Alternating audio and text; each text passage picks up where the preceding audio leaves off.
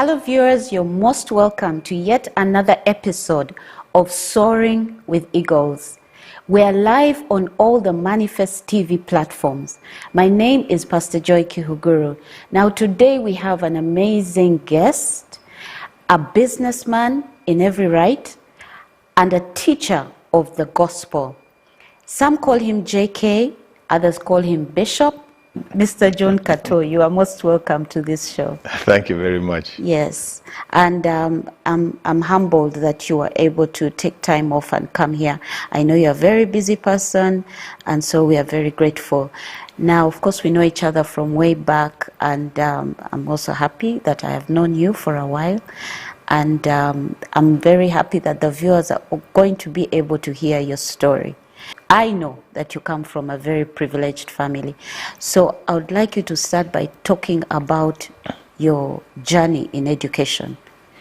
Thank you very much for having me. It's a privilege, it's a real honor to be here today. My father was Mr. Thomas Kato. He was a very prominent businessman. He was the first industrialist in black man industrialist in Uganda who opened a toilet paper factory in 1967 and kept on going through all the tumultuous times that we've had here. And he brought us up in the most privileged, I think, ways that you can imagine. We went to the best schools that you can, that available. For example, we were the part of the first group of black children who went to a school called St. Andrew's Turi in Kenya. We were really the first, the Ugandans are the first blacks who went there way before that. Although it's in Kenya, there were no Kenyan black children there, the Ugandans, and we were the first ones there. When we got to university, for example, my elder brother Emmanuel was in the UK, he was in London. I was in Italy. My brother who follows me was in Germany. My sister was in France. And another one went to the US. So he really provided for us in such a way that we can see the world and have a really international view of what the world is like. Right. So it's been, I can say without doubt that it's been a privileged life. Right. In fact, once in a while, when I'm invited to some ministries, some churches to say something, to pass on a word, I usually tell them that unfortunately I cannot tell them poverty stories because yeah. I have never been poor in my life, and I thank God for that. Amen. Very much. So from Turi, where did you go? So from Turi, I came back to Uganda. I came back and I was in Aga Khan. Oh. What was Aga Khan? Then it became Kampala Secondary, I think, but we always remembered it as Aga Khan. And then from there I went to Italy. You went to Italy for how long? How many years were you in Italy? I ended up... That's where you did your university? I did my university in Italy, chemical engineering. And then I got into music and modeling, photo modeling for very big brands in Italy, and I was there for a total of about 9.5 years. Okay. So you told me that your father was now out in exile.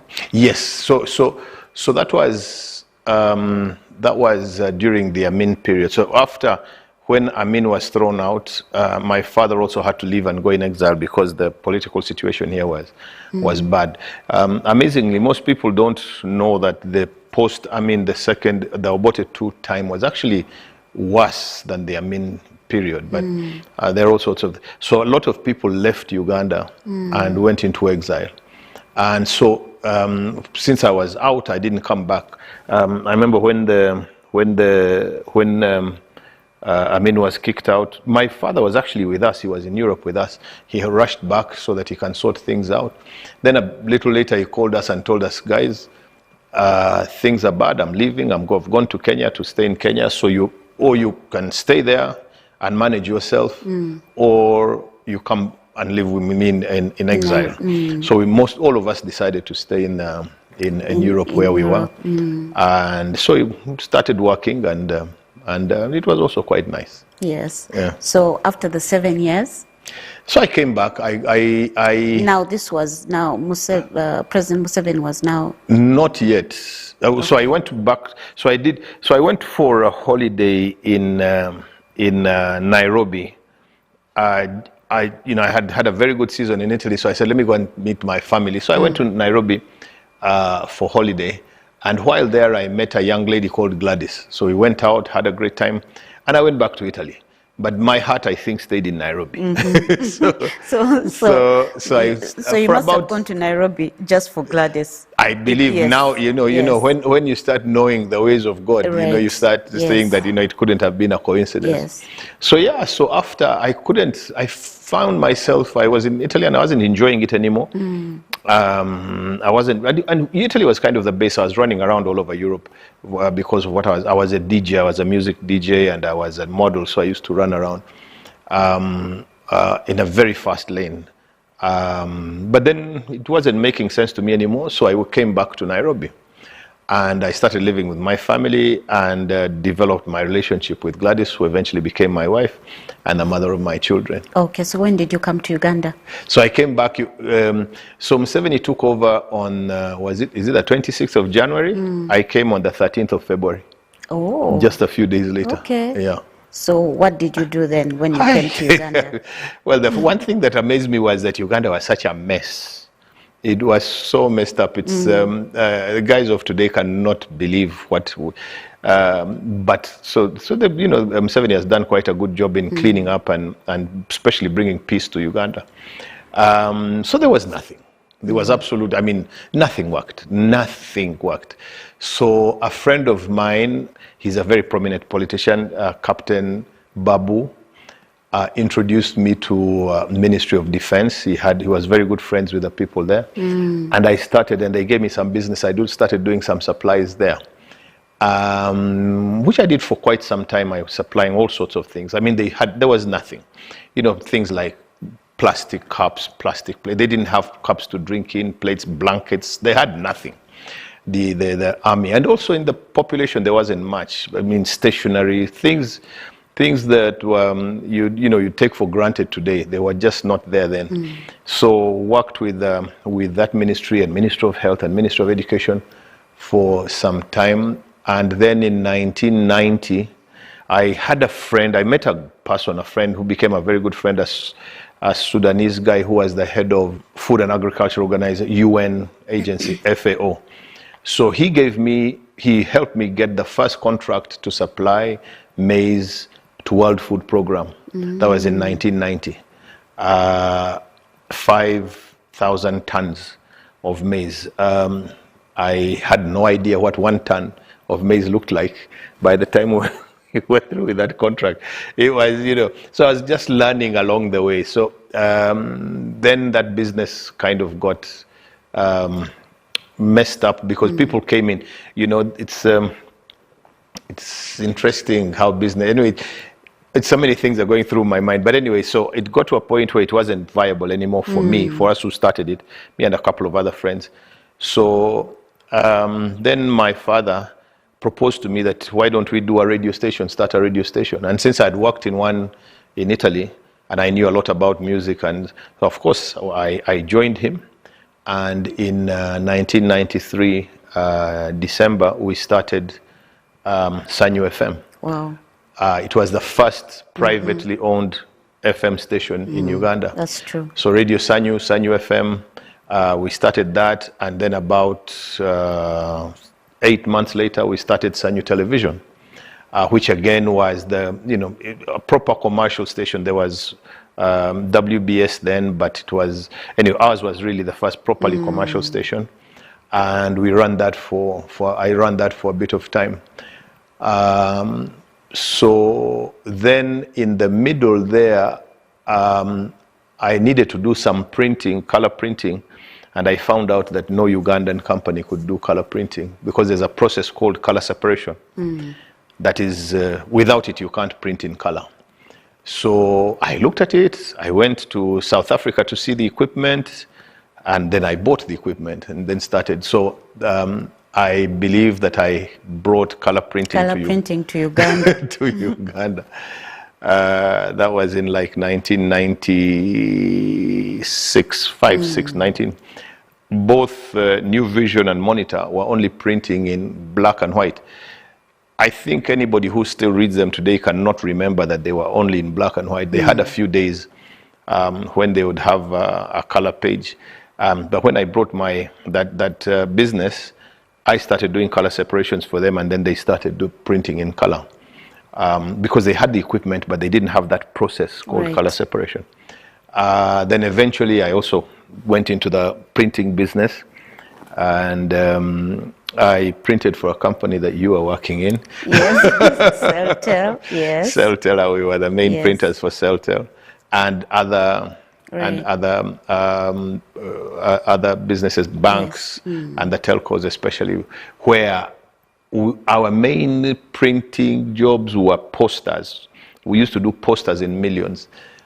We also became the main printer for the NRM campaign posters because we had the color, we had all the equipment.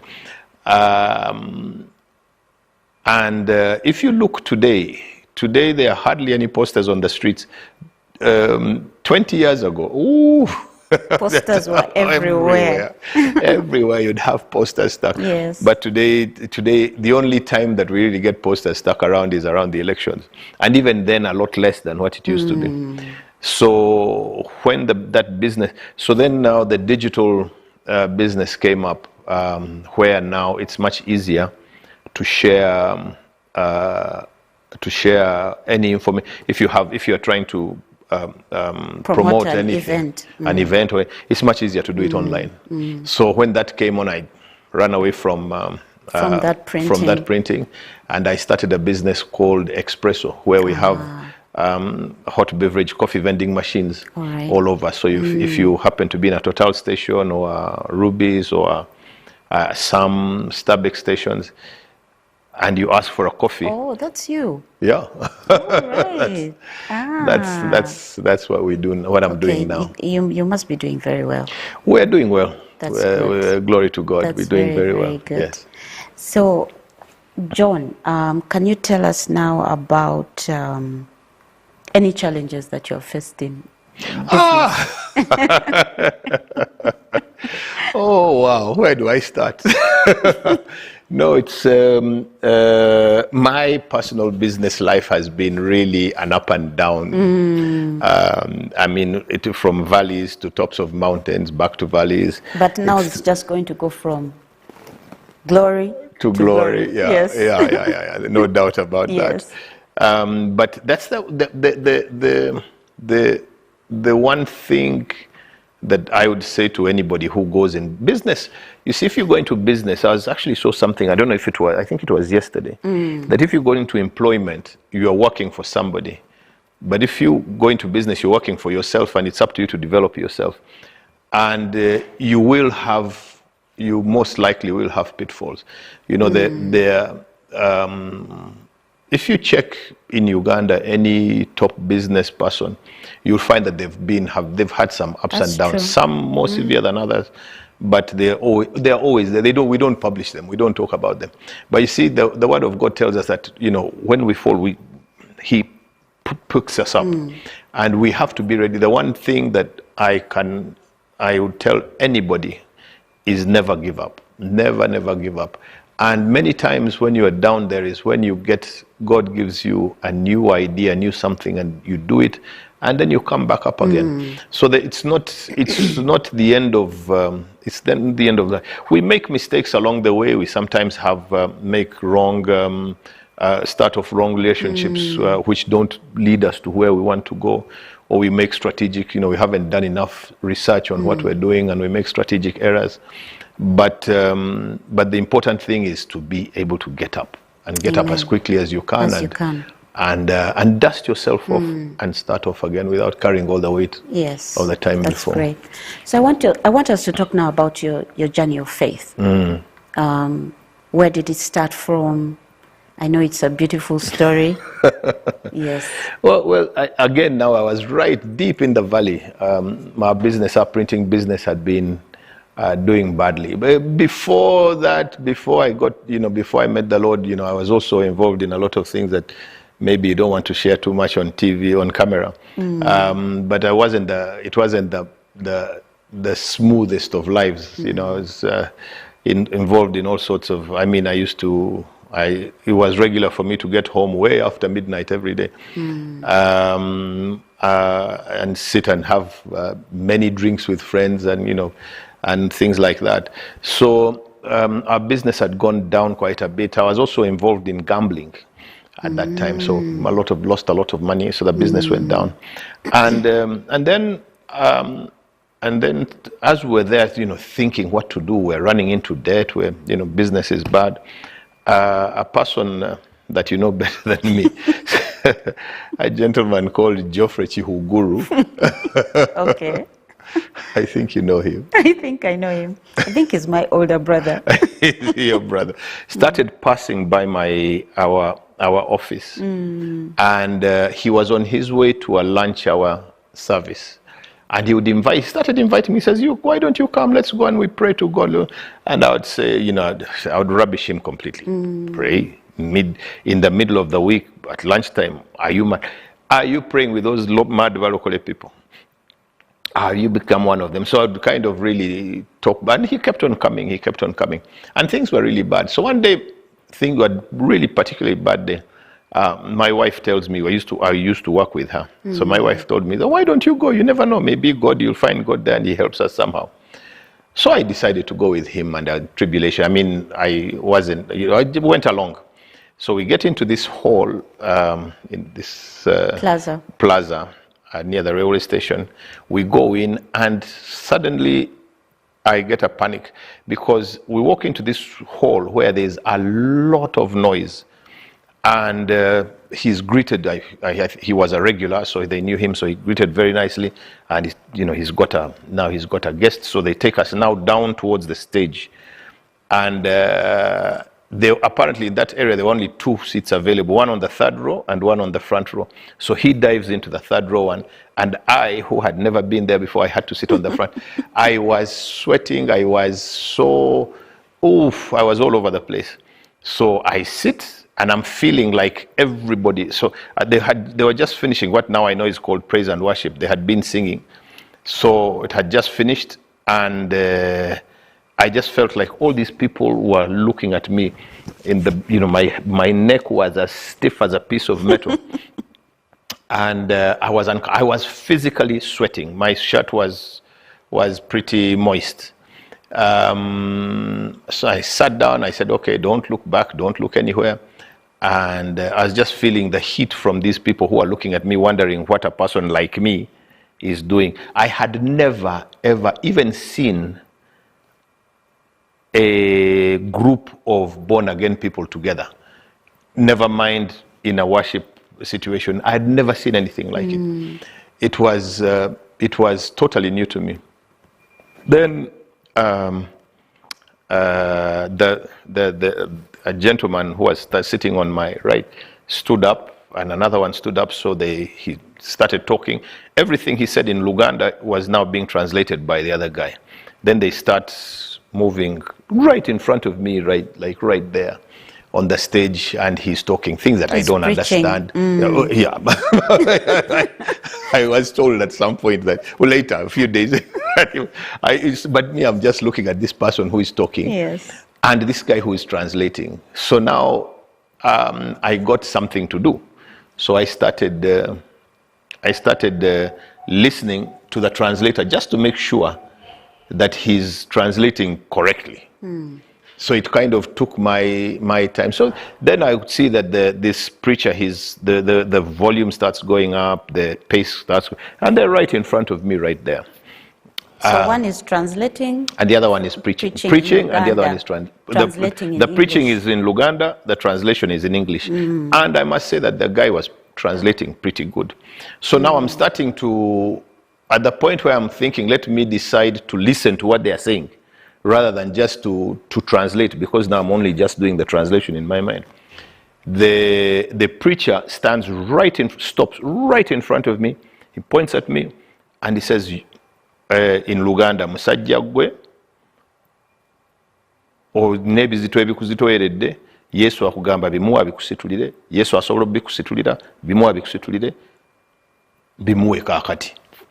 Which means basically that you man, you have very heavy weights on your shoulders, give them to Jesus, Jesus can lift them for you, and he's ready to lift them for you right now. And then he goes back, and from where he stopped, he goes back to preaching. Now, if I had been nervous before, at this point I was ready to die. Within 2 minutes, my shirt was wet. It wasn't just, it was totally wet. And I'm thinking now, these people who are already looking at me from behind there, now what do I was so uncomfortable it was. And I was just preparing in my mind to kill your brother as soon as we got out of church, because how could he set me up like that? So anyway, eventually the service ends, and he comes down, and he's laughing. He's and I'm telling him, how could you do this? And I say, wait until we get outside. I really felt like I wanted to punch him. Then we eventually go outside, and then he says, but look. So he says, how could you set me up and you tell this guy to talk to me? He says, but look, how could I do that? First of all, I've been asking you to come. You've never said that you'll come. And two, I don't know. I didn't know that you had problems. Do you have problems? I didn't know that you have problems. If he told you that you have issues and you give them to Jesus, you will consider. So, and he was still in a laughing mode. So I didn't go back for a few days. I went and told my wife, and she was laughing at me. She said, now you see, even God knows you have problems.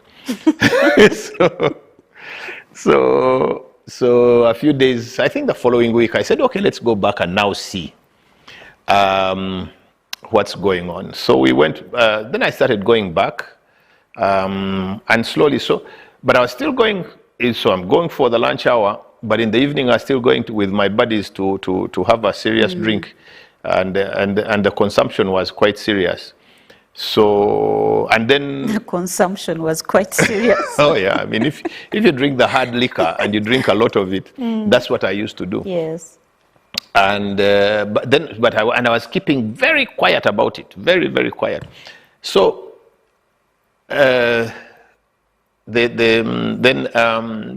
I started going a bit more regularly, but I was asking myself, okay, what am I getting myself into? What am I getting? Eventually, I started telling my friends at the bar that, you know what, you guys, I've been going to these local. Then one lady says, I heard about it. I thought they were lying. Have you gone mad that I had been there? One friend of theirs told. In fact, I found a few people who I knew there, yes, which was also comforting. And they were not hostile like I thought. In fact, they were very welcoming, very more welcoming than I expected. So I started telling them, but you guys, these guys, they speak sense. Maybe we should start listening to them a little more. And of course, they were rubbishing me. I was telling myself, I need to understand. I need to know this God who he is. So one day I opened the Bible on the online and BibleGateway.com, and it comes and as I'm seeing it, I start reading. I think in English it started in Matthew. Then I saw that it had languages, and in the languages there was Italian. So I opened the Italian language, and it opened the book of James. In Italian it's called Giacomo, James. So I read, and I get shocked. Right there, it was saying, in English it says, "Brethren, count it all joy in the times of trials." I didn't even go beyond that. I said, what? God, you are saying that I count it all joy, and I was really in trials. So I said, I count it all joy in times of trials?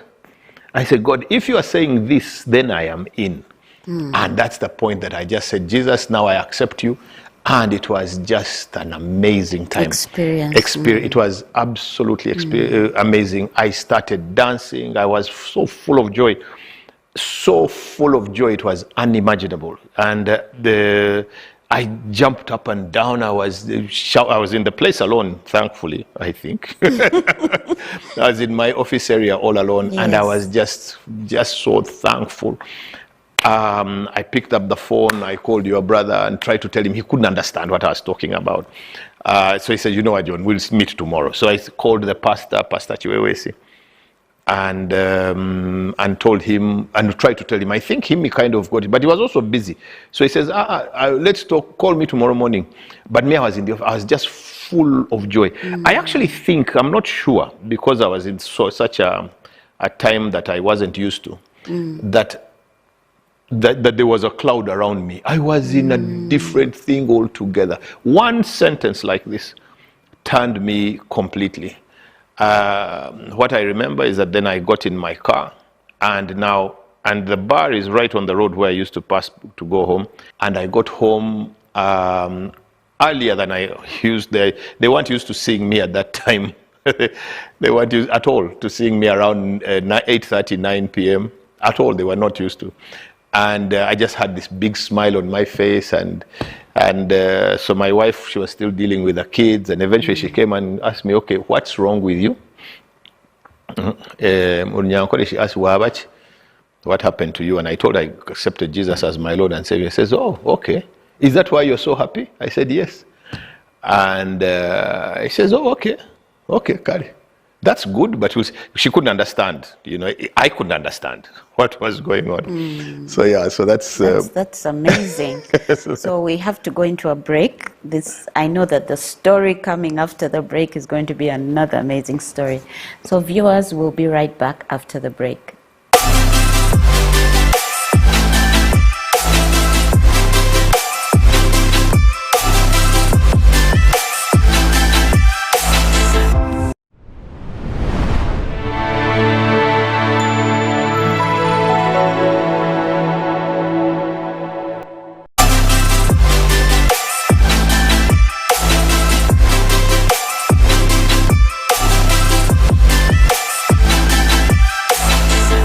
Welcome back from the break. Just before we went into the break, I was talking to a very, very special guest, Mr. John Katto, and he told us about his education journey. He also told us about his career. Now we were starting on his faith journey, which is amazing. So, Mr. John Katto, so now you are going to the Plaza, Kansanga Miracle Center. Yes. Yes. Yeah. So I was on fire. I must say that I was really on fire for the Lord, and I needed to know. I was just in a hurry. I thought I'd lost too much time. Yes. I was in a hurry to know God, and so I joined Kansanga Miracle Center, and I was there very often. I started reading the Bible. I read the Bible. When I immediately started this journey, I started reading the Bible, and I read the first time, I think within less than 3 weeks, I read the whole Bible from Genesis to Revelation. And I just read it like a novel the first time. And then I was now learning, and then I read it a second time with a bit more, looking out for kind of some understanding. Then I read it the third time, now really as a bit of a study. In fact, the third time I was reading, I think I would read 2 or 3 different versions. And by that time I had got the concordance. So I think I must have looked very strange, because I've got these Bibles in front of me in the concordance, and there's a word, so I check it, the concordance, spend a lot of time in the word. Then at Kansanga Miracle Center, I joined the Bible school there, together with Geoffrey. He had been a member there for some time, but he hadn't done. So I started that, and I went through it with a pastor called Pastor Kumu. And the last class that we had, they said, let's do something different. Let's talk about the pastors that anybody of you watches on TV. So who is your favorite pastor? So there were those who were T.D. Jakes, there were those of Creflo Dollar, Joyce Meyer, all those. And then one of them said, there's one pastor that I really like because he's a great teacher, but you don't see him. He's at a funny time. He's at a strange time. And he just sits there and teaches from sitting down. He doesn't shout. He doesn't what. And he says his name is Andrew Womack. And I really don't know, what God's things. The following morning, I stayed home a little longer, a little later. And I was having breakfast as I was watching Lighthouse Television. And right there at 8:30, so he used to be on at 8:30. Yes. So now at 8:30, who comes on? Andrew Womack. And I said, that's the guy they were talking about yesterday. And he taught, and what I heard, I was just amazed. I said, wow, this is the person I need to be checking on. But like I said, his time was 8:30 a.m., which was not very favorable. So I tried to find ways of what to do. I couldn't leave home at 9. So I went on online. So Yes. all his teachings were online. But at that time, 2008, internet vambi.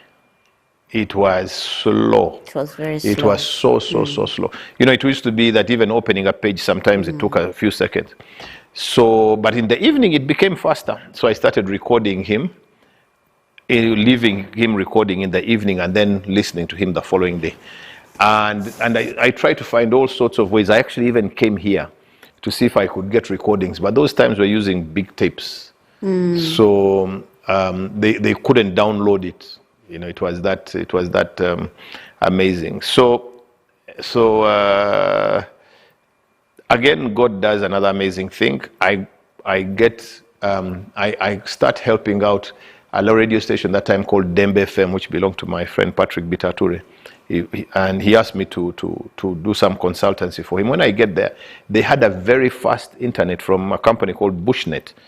Bushnet that time was doing the roads, they were doing the mapping Uganda, Kampala and Uganda. So they had what was then the fastest internet. So now I would use that. In the evening, I would be there, I would watch, I would record overnight 3 or 4 programs and then watch. So I watched miles and kilometers of Andrew Womack's teachings. And then I got in touch with Andrew Womack, and then amazingly, he replied me. When I sent him a message, he replied me. And that time he had started a ministry in Uganda, which was led by a guy called Leland Shores, who I met, but I won't go too much into that. And so we started. No, actually, no. To meet Leland Shores, there's a story. I was watching again Andrew Womack, and even him now, he said he's going to take us for a tour of the premises. So he walks into an office, and there's this young guy, there's this guy inside there, and he says, he's an editor, he's a video editor. And he says, no, in fact, he doesn't work for us anymore. He's going on mission in Africa. When he said Africa, I heard Uganda. Immediately, I picked up the phone, called Andrew Womack Ministries, and I said, I want to speak to Leland Shores. They say he doesn't work there anymore. So I said, okay, where is he? Is he in Uganda? And the lady says she doesn't know, but she's connected me to another office. And the lady says, yes, he's actually going to Uganda. I think he's already left for Uganda. So I was saying, okay. So I looked for Leland. The story was, it's another story. So we started off together. But while there, Andrew also introduced a program called Discipleship Evangelism Teaching. And I downloaded it, and I taught myself from that discipleship evangelism. And I was so touched by it that I decided to teach. So I had born again people. I didn't tell you about the people who prayed for me in the office. Yes. So before I got born again, I had a team of like 5 people who worked for me. And they used to come very early in the office and pray for our office, but especially pray for me. And they spend most of apparently, when they told me, they spend most of the time in my office praying that God touches me, because I was really I was coming to the office every morning with a big hangover. Monies were not there. Things were bad. So they prayed for me. So I got born again, and I thank God because He sent me my angels, my living angels. You know, the ones that they talk about in Hebrews chapter 13. I had them. They were there in my office. And so I got born again, huge party. So now I'm in discipleship evangelism. One of the people who was there was Pastor Jeremy Biemaz. He used to work for me. And Of Worship of Worship Harvest. Harvest. And he was one of the leaders of that. So anyway, so I studied this. So I take it to the office, and my first students were my staff, my wife and my staff. And now by then, Jeremy has left my company. He started his own. And then he calls me and he says, we've started a church. We've got a church organization. And but we would like to invite you to give us your testimony, because he knew my testimony.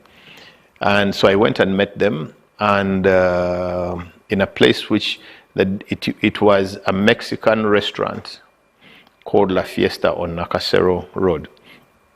And so he introduced me to the leader, who we all called Mose at that time, whose name is Apostle Moses Mokisa. He introduced him to me, and then this small group of people. So I told them my story, and then they invited me to church. So, out of respect and what, I was at Kansanga Miracle Center. But then, so I agreed. So I got my wife, children, put them in the car, and we came to this place, the same place. So now when I first went there, it was a Spanish restaurant. Now when we went back, it had become a Chinese restaurant, Chongqing. And when we get there is nobody. We don't see anybody around. But a young lady comes and ushers us, and we thought, because the meeting I first had was inside the restaurant. Now the church had been set outside on the balcony under some mabati. So we get there, and they had just started praise and worship, which was fantastic. I had not had that kind of good praise and worship before. And so we're there with these guys, me, my wife, and 5 children. I believe the Was church. that when it was still Come Alive? Right. No, it had just started. I think it was a 3rd or 4th service that they had. Okay. So during the service, Apostle Mose then preached a sermon from John chapter 4, but the woman at the well. And it was such a powerful sermon, that I was mesmerized. I said, wow. I hadn't had a sermon like that. I had started off in a totally different type of preaching. And so as we leave, my wife and children, they assure me, they tell me, Daddy, you go back to Kansanga if you want, but as we have found our church. we have found our church. You go, we are not coming, we are going to be coming here. And I said, but you guys, they said, no, us, we like it here. So eventually I joined them, and then I submitted to Worship Harvest, and that's where I am up until now. Until now.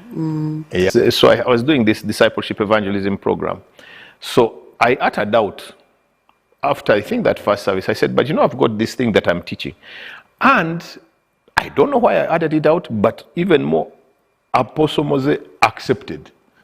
So I started teaching them on Wednesday evenings. And so here I am. I'm a guy who has not been born again for a full year.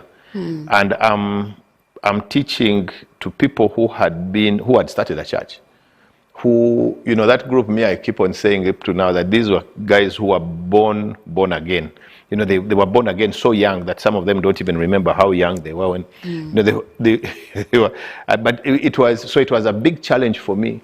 But it was the direction of God. There was no other way. Because it's, I am always humbled and honored, because very often Apostle Mose refers to that teaching, and that how it blessed him. He says that it helped him to save his marriage. He says it all the time. So it was very powerful. So I kept on. I still teach the discipleship evangelism up to now. God then directed me to prison, so I started a prison ministry. and I've been teaching in prison since 2010. Oh. At any time, we're preaching in anything up to 10 prisons. Right now, we're doing 5. I've got a team of former prisoners who I work with who go out and teach, and me, myself, I go and teach. And now I'm also teaching leaders. I'm teaching a group of leaders in worship harvest, discipleship. So it's my calling, I believe. Your calling. And that's what I do. We thank God you found your purpose. Yeah, I do. Yes. I thank God all the time. Right. So now the question I'd asked before, how did you meet Apostle Grace? That's another interesting story. So one time I go for lunch at Serena Hotel. I'm all alone. And I meet a friend, a person who had come for Charis Bible School from Kenya, a pastor called Pastor John Kimani Ngure. So I hadn't seen him for ages, and he was with his wife. So we hugged, we're really so happy to meet. And then eventually he turns and he says, he was talking to somebody else. He had meeting with somebody else who had just sat there quietly, looking at us, I think enjoying these people who are meeting again. And then he turns around and he just points to him, and so he immediately sees that I don't know who he's talking. He says, "Oh, John, this is Apostle Grace Lubega." I said, "Oh, all right." Yeah, I was really happy and surprised.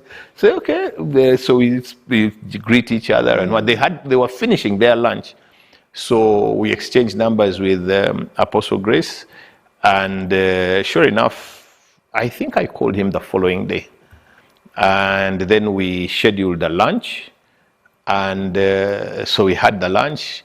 And then we had many lunches after that, many lunches. I thank God for that time. God's timing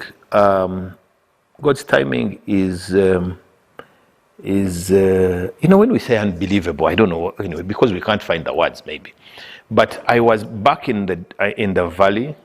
I was struggling in all sorts of things, and even in my ministry, I was struggling. And I meet this gentleman, and we start having lunches, and he starts talking to me and telling me things that were really, because I actually asked him. I said, "But what's happening to me? Where am I going? I don't know where I'm going. I don't know where I'm coming from even. I'm just there." So he started guiding me back. And I was blown away. I was really blessed. So that Tuesday lunch became the most important time for me of the week. And I was really humbled, really humbled, because sometimes you could see that he was busy. You could see that he had other things to do, but he still stayed in, and he really guided me back to where I was now really happy to be back in ministry, really happy to be, to serve God, because it had reduced quite a bit. I was still, my prison ministry was still working, but I wasn't going much myself. My guys were the ones who were really running. I was still funding them and getting them to go. But I had lost the zeal. It had gone. It was really low. Let's say it wasn't gone, but it was really low. And he really helped me to bring it back. That's amazing. With a very new, different perspective of the word that I still can't stop thanking God for, because it's really powerful. So then you found yourself coming for the Thursday. Yeah. So he never invited me for the service. Never. But I have a friend called Emmanuel Lukuya He wanted it to come from you. I believe so. So, and we play golf. I play golf. Emmanuel had started playing golf. So he calls me and he suggests, "John, why don't we go and play golf? And then after that, we go to Fanero." So I said, "Yeah, let's do it." So I went with Emmanuel, and we played our golf. Then we went to the service. And of course, the whole... we stood on the front row, far left, like right. I think my seat might have been one of the last ones on the left. So then Apostle comes up and he sees me, and he gives me a wave. He waves to me. In fact, he even bowed a little bit. He waved to me with a big smile, and I was really happy. And then we went through the whole service, and then I found I just kept on coming for the third day. You just kept on coming. Yeah. So have you been blessed by the services? Absolutely. I can't miss, I cannot, even if I'm not there, because now, you see these doors, the way God works in us, we have to allow God to guide us and to work in us. And the blessing just keeps on growing. So for quite a bit of time, every Thursday, I'm trying to think, was it a year or a little more than a year? And then now I'm back to ministry. I'm back to the prison ministry. I'm teaching. I'm enjoying it, and I'm now serving more in Worship Harvest. Worship Harvest. I'm really back to the joy Apostle Mose is very close to Apostle Grace. Yes, I know that they are very, very close, and they're very close to me, both of them, on a very personal. Aren't you very? Yeah, I'm super blessed. In fact, when I first met Apostle Grace, I went to Apostle Mose and told him, you know what, I've met Apostle Grace, and I'm going to be going with him because to teach. No, the lunches now. Oh, the lunches. Before. So he told me, go, please, because he was also a bit concerned about where I was. And he says, no, go, make sure you go. So I went with gladness, and I was superbly blessed by Apostle Grace, superbly. I mean, I still am. I really still am. So then, beginning of this year, I just noticed that there might be a need for discipleship of leaders in Worship Harvest. I proposed it to Apostle Mose, and Apostle Mose took it. I thought he would accept it, but goodness, he was so enthusiastic for it. He wanted me to start that same day or the day after. He really, but then eventually, so I started, and so he started with a group of about 280 people. Eventually, some couldn't, because a lot of those were from even the praise and worship team who was practicing on the same day. So eventually, about a month ago, at the beginning of June, I graduated about 52 leaders in the discipleship class, and I've started. We really thank God for your life and your journey. Thank you. Yes. So you can attest to those who are watching that God has really been very, very instrumental in your career, in your ministry. In my life, in my whole life. I can't thank God enough for really sending those beautiful people, Pastor Jeremy and his team first, and then Apostle Mose and his team, and many others, and then Andrew Womack, my teacher, who I went and visited. Andrew Womack, the first time he came to Uganda, we actually met at Lighthouse Television when he had just come, but we had already been in touch a bit, so I wasn't totally new to him. He was, but still meeting him live in person is a totally different experience. Yes. And then he had his very first service, his very first meeting was at my home in my garden. Can you imagine? Yeah, so I'm a bit privileged. You're blessed. Don't you think? Yes, you are. Yes, I thank God. I thank God for all of that. So, the whole experience with the Andrew Womack team, now we're working back together again. It's the blessing. We need to allow God to guide us, to lead us, and we need to position ourselves in God's plans as He wants to plan for us. What I see many people do, and especially young people, but many people, in fact, maybe was even older people who turn to the Lord a bit later, is that they try to change, they start changing their lives to look like maybe lives of other people that they have seen while serving God. And they end up, I see this, and you see people that they are not happy. They are serving God. They are very much, but my feeling is that, you see, God made us all different. So if you are in ministry and you like football, continue with your football.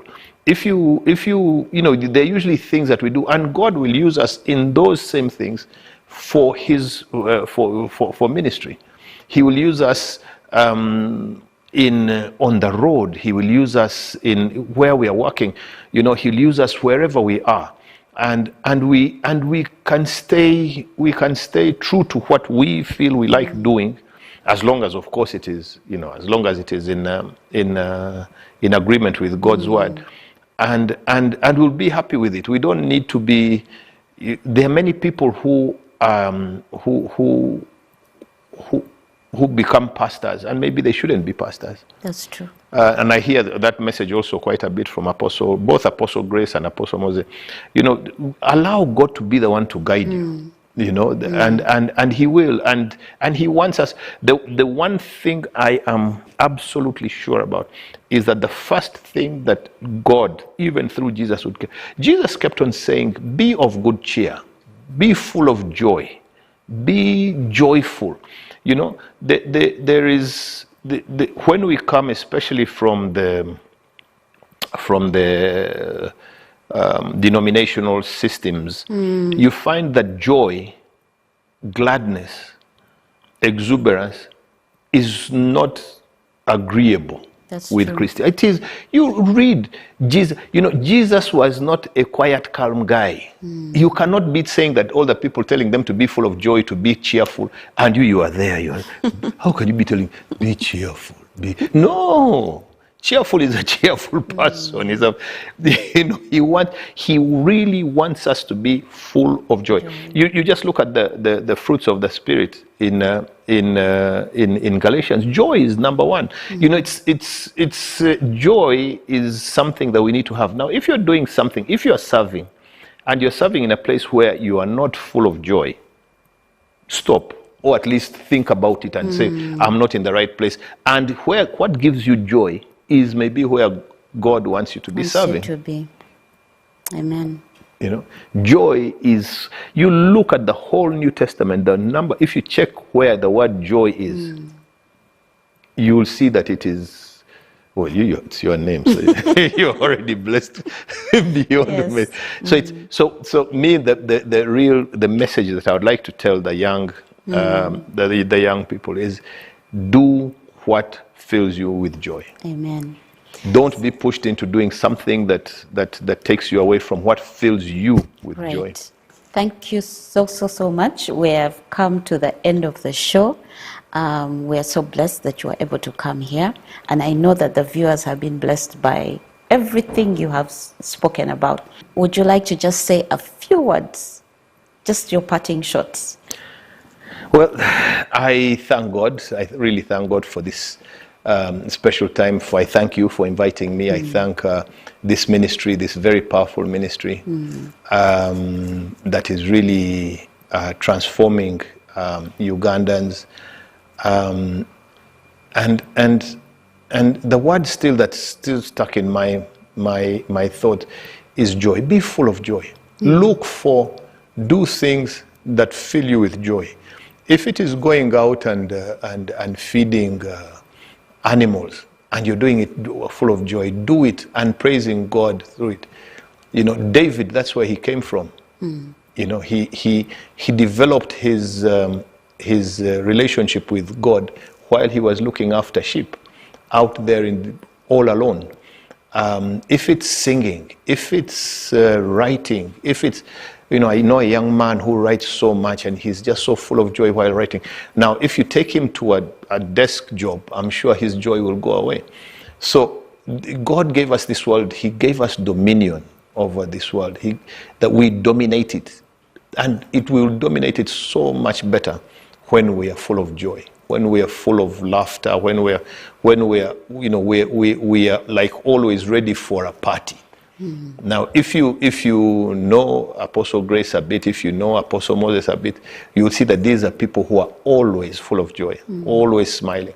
They love what they're doing because they've found And God says, if you want to find what he wants you to do, just ask him and he will answer you. And he does. Ask God. Don't ask JK, John, Kato. Don't ask Joy. Don't ask Apostle Moses. Ask God, and God will give you the answer quicker than you can imagine. And then believe it, and then move with it. Yes, thank you so Hallelujah. much, JK. So viewers, would like to thank you so much for tuning in. Until next time, I'm Pastor Joy Kihuguru. May the Lord bless you, expand your territories and borders.